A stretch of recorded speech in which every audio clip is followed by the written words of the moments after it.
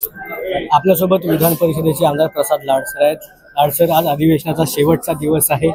एकूणच हे संपूर्ण अधिवेशन विविध विषयांवरती गाजले। कसं पाहताय संपूर्ण अधिवेशन? निश्चितपणे हे अधिवेशन माननीय देवेंद्रजींच्या नेतृत्वाने अजितदादाच्या अर्थसंकल्पामुळे अतिशय महाराष्ट्राला भरभरून असं देण्याचं अधिवेशन झालं।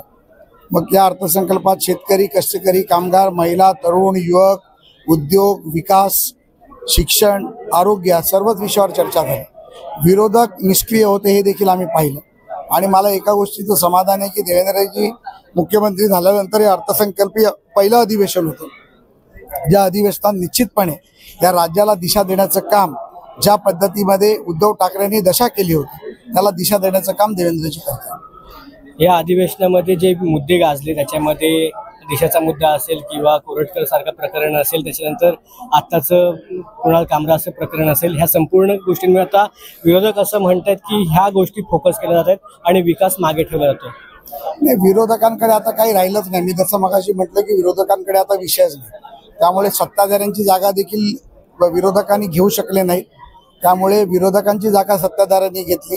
सर्व प्रश्न अतिशय उत्तम पद्धतीत आम्ही मांडले। जनतेला जे पाहिजे होतं ते आम्ही देण्याचा प्रयत्न केला। राज्याचा विकास कसा होईल त्यावर आम्ही प्रयत्न केला। निष्क्रिय विरोधक आता सभागृहात आहेत की नाही हा देखील प्रश्न आमच्या समोर। धन्यवाद सर, तुम्ही चर्चा केल्याबद्दल। तर हे होते अविनाश लाडसर, त्यांच्यावर आपण बातचीत केलेली आहे आणि त्यांनी विरोधकांना स्पष्ट शब्दामध्ये निष्क्रिय अशी टिप्पणी केलेली आहे। व्हिडिओ जर्नलिस्ट आवताडे यांच्यासह सिद्धेश बित्तम, बातमी मुंबई।